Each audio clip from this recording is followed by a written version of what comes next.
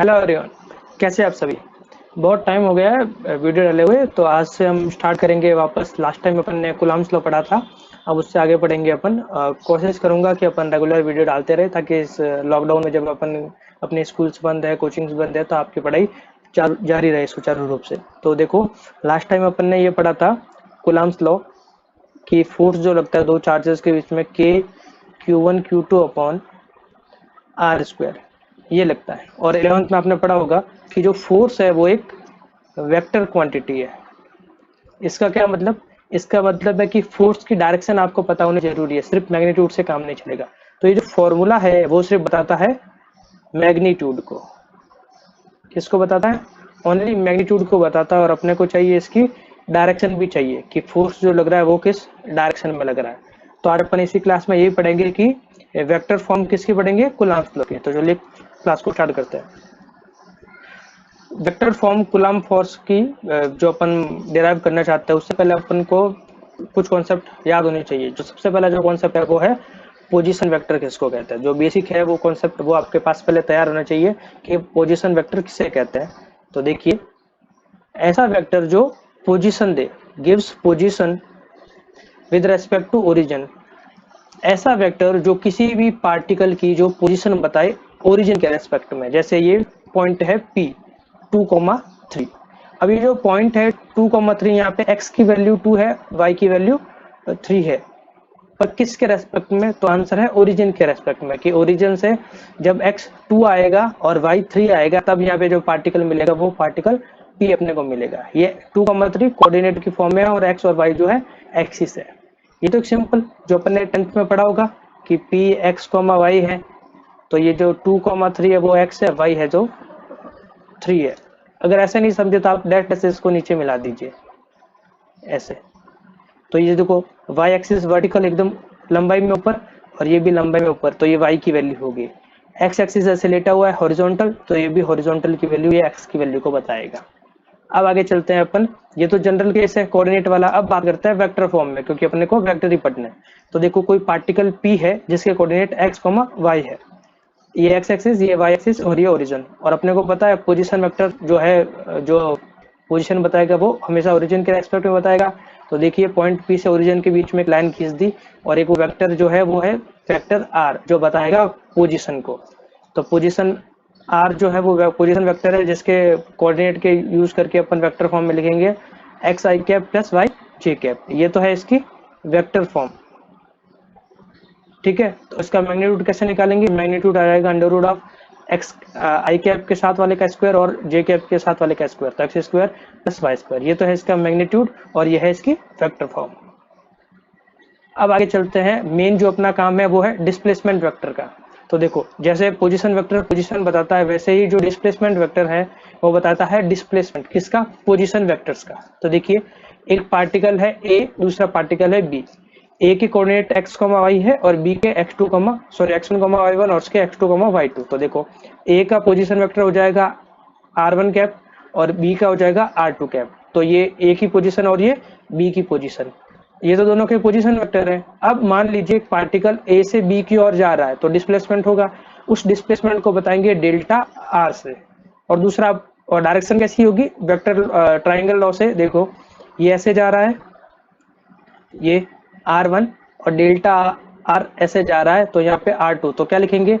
r2 equal to, ये जो r2 equal to r1 plus delta r1। अगर ऐसे नहीं समझ में आया तो ये देखिए, मान लीजिए आप ओरिजिन पे और आपको फाइनल पोजीशन B पे जाना है, तो आप कैसे करेंगे?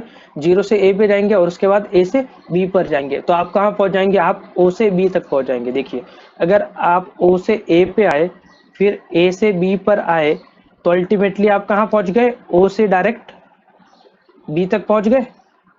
O से B कौन है? R2, और ये दो रास्तों का सम ये कौन है?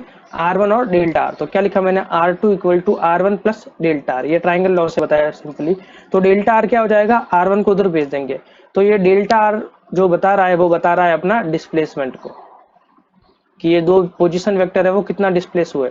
तो दोनों पोजीशन वेक्टर का डिफरेंस, तो डिस्प्लेसमेंट वेक्टर है ये बॉक्स जो बनाया। और इसका मैग्नीट्यूड कैसे हो जाएगा? डेल्टा R मैग्नीट्यूड ये हो जाएगा x2 - x1 का whole square plus y2 - y1 का होल स्क्वायर। अब वेक्टर जो फॉर्म होती है आपको पता होगा, उसमें मैग्नीट्यूड भी होता है और डायरेक्शन भी होता है। तो अपना जो फोर्स है उसमें मैग्नीट्यूड के लिए अपने को फॉर्मूला तो मिल चुका है, पर डायरेक्शन के लिए चाहिए अपने को यूनिट वेक्टर। यूनिट वेक्टर क्या होता है? जिसका मैग्नीट्यूड 1 होता है, तो उसका यूज क्या हुआ? यूनिट वेक्टर का यूज होता है सिर्फ डायरेक्शन के लिए, तो जो यूनिट वेक्टर है वो डायरेक्शन बताता है। तो कूलॉम लॉ के अकॉर्डिंग अपने को F इक्वल टू के Q1 Q2 upon are square, ये क्या है? फॉर्मूला, यानी मैग्नीट्यूड अपने को मिल चुका है, पर अपने को डायरेक्शन चाहिए, अपने यानी अपने को क्या चाहिए? यूनिट वेक्टर, और यूनिट वेक्टर को हमेशा कैप से शो करते हैं। ठीक है, अब इस डायग्राम में देखिए आप, डेल्टा आर की जो डायरेक्शन है, डेल्टा आर ये इस डायरेक्शन में, ये है डेल्टा आर की डायरेक्शन। अगर मेरे को ऐसे इसकी डेल्टा आर की डायरेक्शन बनानी है तो मेरे को माइनस ऑफ डेल्टा आर करना पड़ेगा। फॉर एग्जांपल अगर कोई वेक्टर ए है वो इस डायरेक्शन में है, तो माइनस ए की जो डायरेक्शन होगी वो ऑपोजिट होगी। ये 11th में आपने पढ़ लिया होगा। ठीक है, तो आगे चलते हैं अपने को डेरिवेशन पे। देखिए Q1 और Q2 दोनों अगर लाइक चार्ज हैं तो रिपेल करेंगे, यानी उनके बीच में जो लगने वाला फोर्स होगा हमेशा उससे दूर होगा। तो देखिए अपन ने क्या किया, एक कोऑर्डिनेट एक्सिस ले लिया है x और y का। यहाँ पे दो चार्जेस है Q1 और Q2। Q1 का पोजीशन वेक्टर R1, Q2 का R2। सेम टू सेम अभी जो कॉन्सेप्ट देखा है वही यूज कर रहे हैं। और यहाँ से यहाँ तक पहुंचेंगे तो डेल्टा आर वो क्या होगा? R2 माइनस R1, और इसको लिखेंगे R21। अगर आपने रिलेटिव वेलोसिटी पढ़ी होगी तो VBA लिखते थे, VB माइनस VA 11 में पढ़ी होगी तो आपको याद आ जाएगा ये वाला कॉन्सेप्ट। जो R2 माइनस R1 है इसको डेल्टा आर भी लिख सकते हैं और R वेक्टर R21 भी लिख सकते हैं। अब देखिए फोर्स जो है वो FAB से दिया जाएगा। A यानी जो पहला जो ये लिखा हुआ है A, वो बताएगा किसको एक्सपीरियंस हो रहा है, और B जो बताएगा कौन उस पर अप्लाई कर रहा है। फॉर एग्जांपल ये जो लिखा ना VBA, तो B जो होगा बताएगा V पे लग रहा है, B पे लग रहा है, और A जो बताएगा A लगा रहा है फोर्स। ऐसे तो जैसे F21 है तो बताएगा फोर्स ऑन Q1, यानी पहले वाले पे फोर्स लग रहा है, कौन लगा रहा है? दूसरा वाला Q2। नेक्स्ट वाले को पढ़िए F21 यानी दूसरे वाले पे फोर्स, तो फोर्स होगा Q2 पर, कौन लगा रहा है? 1 लगा रहा है, यानी Q1 लगा रहा है। तो देखिए R2 माइनस R1 R21 होता है, और R1 माइनस R2 यानी इसका उल्टा। देखो R2 माइनस R1 है, अगर इसको R1 माइनस R2 करेंगे तो उसको उल्टा पढ़ेंगे। मैंने बताया ना VB है तो B आगे A पीछे। तो सिमिलरली अगर R1 माइनस R2 है तो 1 पहले और 2 बाद में। तो इक्वेशन 1 और इक्वेशन 2 को देखो तो एक दूसरे के अपोजिट है, पर आगे क्या लगेगा? माइनस का साइन। आई बात समझ में? ये R2 माइनस R1 है और R1 माइनस R2, अगर माइनस कॉमन लेंगे तो दोनों एक दूसरे के इक्वल आ जाएंगे। तो क्या मिलेगा अपने को कि मैग्नीट्यूड तो दोनों का सेम है बट डिफरेंट डायरेक्शन है। ये R1 माइनस R2 और R2 माइनस R1, इनकी जो डायरेक्शन है वो डिफरेंस है। जैसे देखिए R2 माइनस R1 ये इस डायरेक्शन में है, R21 की डायरेक्शन ये है, तो R12 की डायरेक्शन इसके अपोजिट होगी। इस साइड में तो होगी R12 की डायरेक्शन और इस साइड में होगी R21 की डायरेक्शन। जैसे डायग्राम में दिख रहा है R21 की डायरेक्शन, तो इसकी जो डायरेक्शन होगी 1 2 की वो इस साइड में होगी। अब देखिए यूनिट वेक्टर कैसे निकालते हैं, अगर आपको पता होगा तो वेक्टर डिवाइडेड बाय मैग्नीट्यूड। तो अपने को पता है वेक्टर है R1, अगर वेक्टर है उसका मैग्नीट्यूड मॉड ऑफ R1 है तो यूनिट वेक्टर होगा R1 का कैप, और वो ऐसे लिखा जाएगा R1 cap equal to vector R1 divided by mod of R1। Simple सा। आगे चलते हैं। तो देखो force on Q1 by Q2, force किस पे लग रहा है? Q1 तो 1 पहले, कौन लगा रहा है? Q2 तो 2 बाद में। तो फॉर्मूला तो वही है सेम टू सेम, के Q1 Q2 अपॉन R12 का स्क्वायर। R क्या है? ये दोनों के बीच की डिस्टेंस। तो देखो Q1 और ये Q2 दोनों के बीच की डिस्टेंस यही है, तो R12 लगा दिया स्क्वायर और इसका यूनिट वेक्टर लगा दिया। अगला F21 force on Q2 bye 1, पहले 2 है ना तो किस पे लगेगा? 2 पे लगेगा, 1 पीछे है तो 1 लगाएगा इसके ऊपर फोर्स। तो F21 क्या हो जाएगा? के Q1 Q2, और यहाँ पे जो R12 आया था अभी यहाँ पे R21 हो जाएगा, और वेक्टर भी वही लग जाएगा, यूनिट वेक्टर R21। अपने को पता है अभी कि R12 और R21 मैग्नीट्यूड सेम है, पर क्या अपोजिट है? डायरेक्शन, तो आगे माइनस हट जाएगा। तो मैग्नीट्यूड सेम है इसीलिए मॉड जो होगा वो सेम होगा, माइनस उसको बताता ओनली डायरेक्शन को बता रहा है। आई बात समझ में? तो अपन क्या करेंगे यहाँ पे देखिए R21 की जगह लिख देंगे माइनस ऑफ R12, R21 की जगह माइनस ऑफ R12 लिख देंगे यहाँ से, तो आ जाएगा के Q1 Q2, और R21 और R12 रिप्लेस क्यों किया? क्योंकि मैग्नीट्यूड सेम है, यूनिट वेक्टर के लिए आगे माइनस लग जाएगा। अब कंपेयर कीजिए किसको? इक्वेशन 3 को और इक्वेशन 4 को, तो देखते हैं कि ये वाला बॉक्स देखिए, ये वाला ये जो लिख रहा हूँ इक्वेशन 3 को और इक्वेशन 4 को देखिए, चेंज जो है वो सिर्फ माइनस का है, यहाँ पे माइनस है वहाँ पे माइनस नहीं है, तो क्या लिख सकता हूँ मैं, ये 1 2 है और ये 2 1 है, तो F21 equal to minus of F12, ये जनरल फॉर्म थी और अपने को ये मिला F21 equal to minus of F12। जो माइनस बता रहा है वो बता रहा है डायरेक्शन को, जितना फोर्स F21 1 पे लगाएगा उतना का उतना फोर्स 1 2 पे लगाएगा, यानी ये फोर्स जितना इस पे लगाएगा उतना का उतना फोर्स इस पे लगाएगा, पर डायरेक्शन देखना है, ये ऐसे लगा रहा है और ये वाला ऐसे लगा रहा है, डायरेक्शन अपोजिट होगी पर मैग्नीट्यूड सेम रहेगा, which denotes force by Q1 on Q2 and Q2 on Q1 are equal in magnitude but opposite in direction। ठीक है, जो नेगेटिव साइन है वो सिर्फ डायरेक्शन को शो कर रहा है। और अपने को पता है law of action and reaction, जो क्या बताएगा, Newton's third law of motion. अब देखिए F12 फोर्स किस पे लग रहा है, 1 लगा कौन रहा है 2, उसकी डायरेक्शन क्या इसकी होगी अवे, देखो Q1 से दूर जा रही है। और दूसरा F21 फोर्स किस पे लग रहा है, दूसरे पर लगा कौन रहा है पहला, डायरेक्शन क्या होगी इसकी भी अवे, अगर ये इस पे फोर्स लगा रहा तो ये इससे दूर जाएगा, ये इस पे फोर्स लगा रहा तो ये भी इससे दूर जाएगा, दोनों आपस में पास नहीं आएंगे क्योंकि लाइक चार्जेस है। Q1 और Q2 की अपने बात पोलैरिटी की बात नहीं की है कि पॉजिटिव है कि नेगेटिव है, पर Q1 Q2 ऐसे लिखा है, अगर माइनस माइनस लिखते तो भी सेम पोलैरिटी, प्लस प्लस लिखते तो भी सेम पोलैरिटी, अपन ने जनरल ले लिया कि Q1 Q2 लाइक चार्जेस है। ठीक है, इसीलिए ये दोनों रिपेल कर रहे हैं, एक इधर जा रहा है तो दूसरा इधर जा रहा है, क्योंकि सेम है, अगर ऑपोजिट होते तो पास पास आ जाते क्योंकि अट्रैक्ट करते थे। ठीक है, तो आपको ये समझ में आ गया होगा। तो ये हो गया अपना फोर्स और इसका हो गया ये डायरेक्शन के लिए यूनिट वेक्टर। अब एक एग्जांपल ले लेते हैं, एग्जांपल 1.4 है बुक का, एनसीईआरटी बुक है ये, Coulomb's law for electrostatic force between 2 points charges and Newton's law for gravitation forces between 2 stationary point masses both have inverse square dependence on the distance. इसका मतलब क्या है, इसका मतलब ये है force is inversely proportional to 1 upon directly proportional to 1 upon r square और inversely proportional to r square. पूछा है compare the strength of these forces, किस किस की, एक तो कूलम्ब लॉ और ग्रेविटेशनल लॉ, उन दोनों को कंपेयर करना है। किसके लिए, पहले बता रहा है इलेक्ट्रॉन और प्रोटॉन है जब, दूसरी बार बता रहा है जब दोनों ही प्रोटॉन है, और अगला क्वेश्चन है एस्टिमेट करो acceleration of electron and proton due to the electrical force of mutual attraction when they are 1 angstrom apart. दोनों के बीच की डिस्टेंस जो है 1 एंगस्ट्रॉम है, यहाँ पे बना दिया देखो मैंने, एक इलेक्ट्रॉन है एक प्रोटॉन है, दोनों के बीच की डिस्टेंस 10⁻⁻10 मीटर है। एक इलेक्ट्रॉन यानी नेगेटिव, प्रोटॉन यानी पॉजिटिव, तो एक दूसरे को अट्रैक्ट करेंगे कि रिपेल करेंगे, दोनों ऑपोजिट है, एक नेगेटिव दूसरा पॉजिटिव, दोनों को अट्रैक्ट करेंगे। तो पहले वाले को सॉल्व करते हैं, F हो जाएगा K Q1 Q2 upon r square, QE और QP इलेक्ट्रॉन का चार्ज और प्रोटॉन का चार्ज, r स्क्वायर दोनों के बीच की डिस्टेंस। आपको पता है कि इलेक्ट्रॉन का चार्ज और प्रोटॉन का चार्ज सेम होता है, डिफरेंस किसमें होता है, मास का, दोनों का मास अलग अलग होता है। तो देखिए यहाँ पे लिख दिया QE और ये QP, दोनों का मैग्नीट्यूड सेम रहेगा, इसकी वैल्यू रखी। और उसके बाद ग्रेविटेशनल लॉ FG वो सॉल्व किया, ME और ME upon r square, ME यानी mass of electron 9.1 10⁻⁻31 kilogram, mass of proton 1.67 10⁻⁻27 kilogram, ये आपको दे रखा है, इसकी वैल्यू यहाँ पे रख दी। फिर क्या किया, दोनों को डिवाइड कर दिया, ये कूलम्ब्स लॉ और ये ग्रेविटेशनल वाला, दोनों का फोर्स, दोनों को डिवाइड किया तो ये वैल्यू आएगी।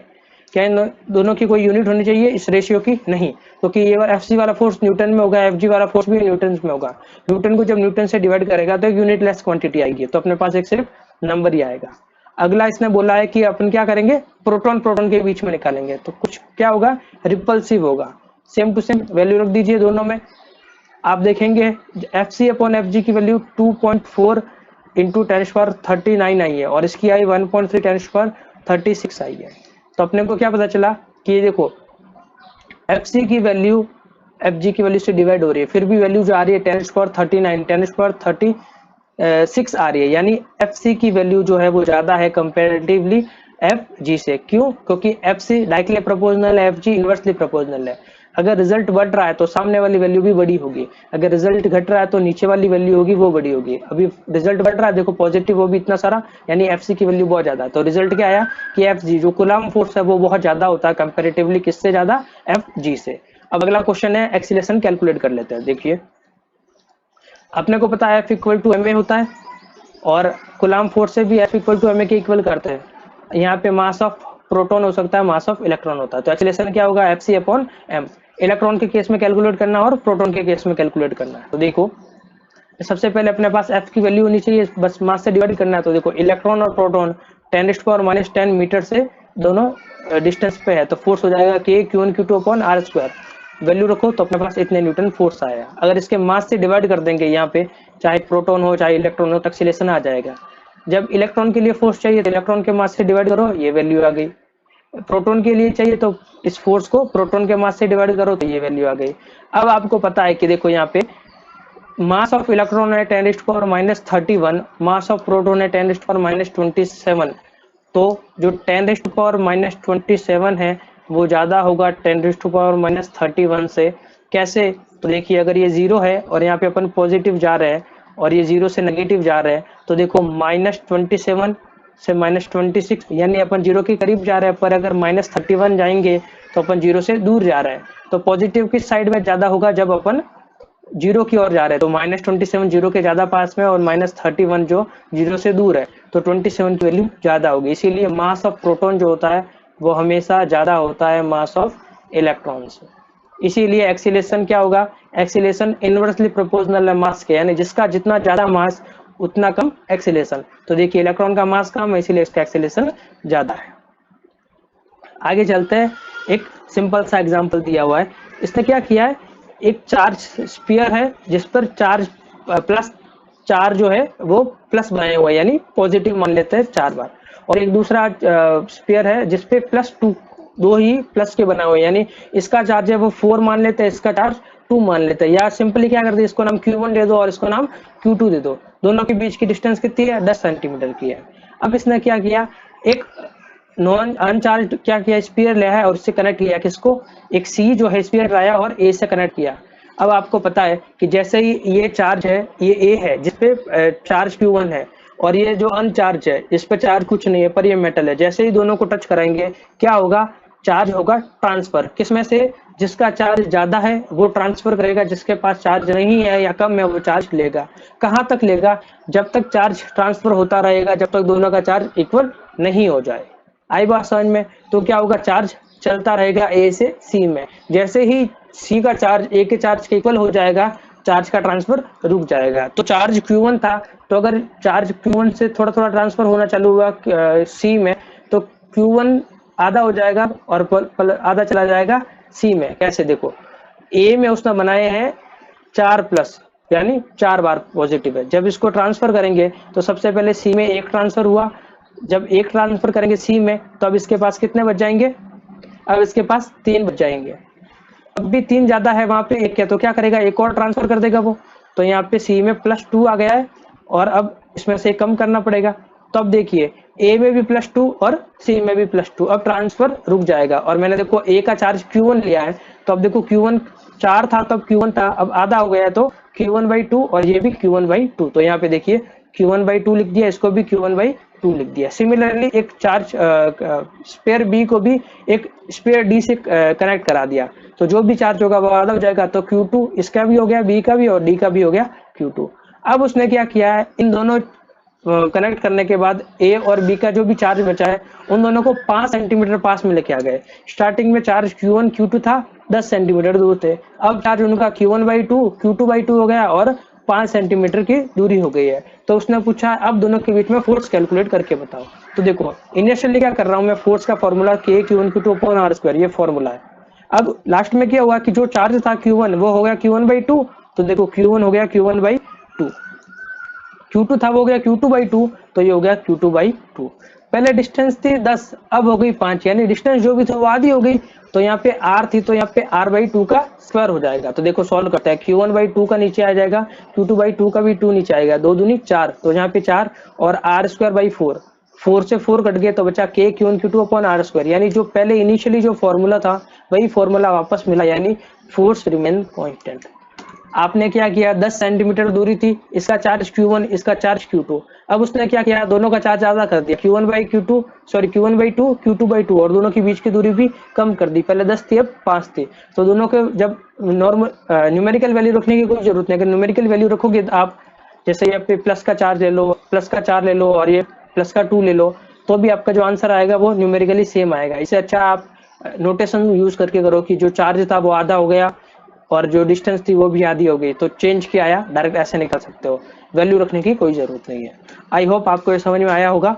अगली क्लास में इसके आगे वाले सेक्शन को लेंगे, उसके लिए उसको कंप्लीट करेंगे और कोशिश करेंगे कि रेगुलर वीडियो अपलोड करते रहे। और वीडियो समझ में आया हो, लेक्चर समझ में आया हो तो अपने फ्रेंड्स के साथ शेयर कीजिएगा, और कोई डाउट हो तो नीचे कमेंट बॉक्स में पूछ लीजिएगा, और हमारे चैनल को सब्सक्राइब कीजिए। Thank you.